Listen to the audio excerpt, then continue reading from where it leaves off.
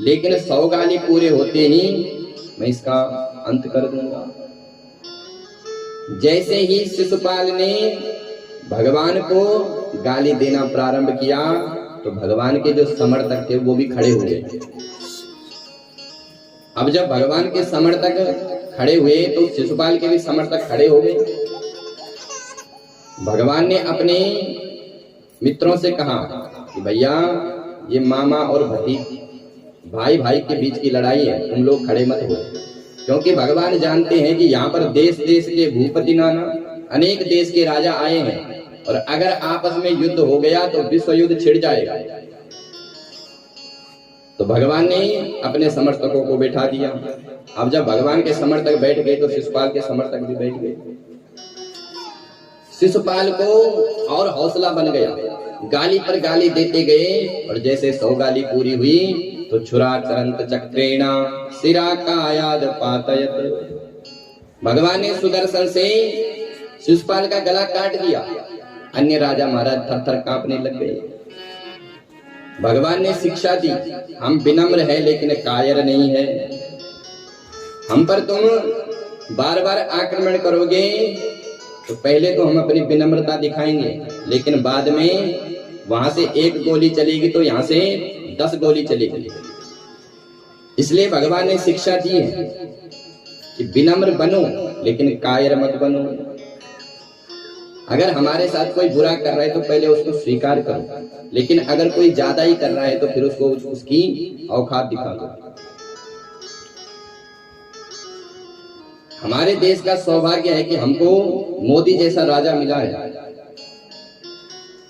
पहले भी आतंकवादी आते थे तो उनको क्या करते हैं, उनको अनेक प्रकार की सुविधाएं देते जेल खाने में। लेकिन आज मोदी ने घोषणा कर रखी है कि जो मिलेगा उसको वहीं पर ठोक दो, उसको मार दो वहीं पर। तो ऐसा ही होना चाहिए, जैसे के साथ ऐसा सटे साट्यम समाचरे। जो दुष्ट होता है उसके साथ दुष्टता करो, नहीं तो वो ठिकाने नहीं लगेगा। लेकिन हम लोगों को तो महाराज फ्री का चाहिए।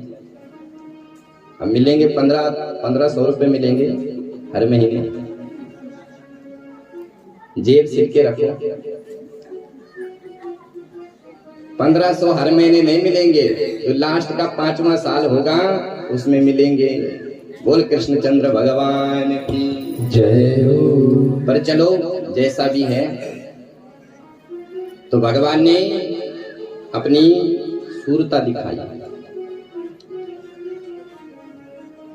सुखदेव जी कहते परीक्षित, भगवान के तो अनंत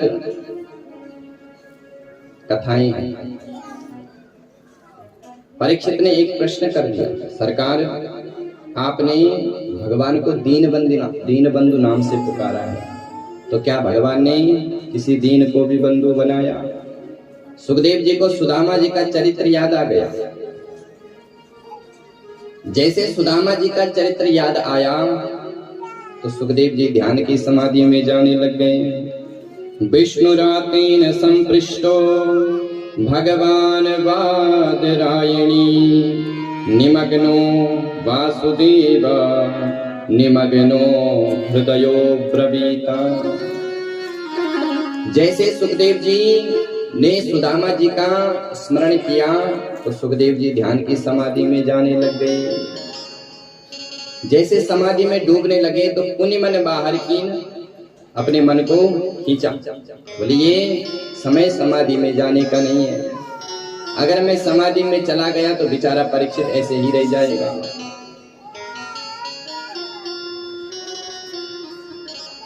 भगवान के चरित्र ऐसे हैं कि जिसमें प्राय व्यक्ति डूब जाता है, लेकिन जो वक्ता होता है वो बीच में रहता है।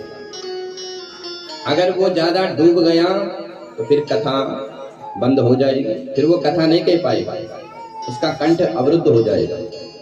और अगर ऊपर ऊपर कह रहा है तो जो स्वयं नहीं समझ पा रहा वो दूसरों को क्या समझाएगा। इसलिए वक्ता जो है बीच में रहता है। डूब रहे थे पर पुनि मन बाहर की। और सुदामा जी का चरित्र प्रारंभ कर दिया, लेकिन सुखदेव जी ने सुदामा जी का चरित्र तो गाया, लेकिन नाम कहीं पर भी नहीं दिया। भागवत में सुदामा और राधा जी का कहीं नाम नहीं है, राधा जी का भी कहीं नाम नहीं है। भले ही कोई कह दे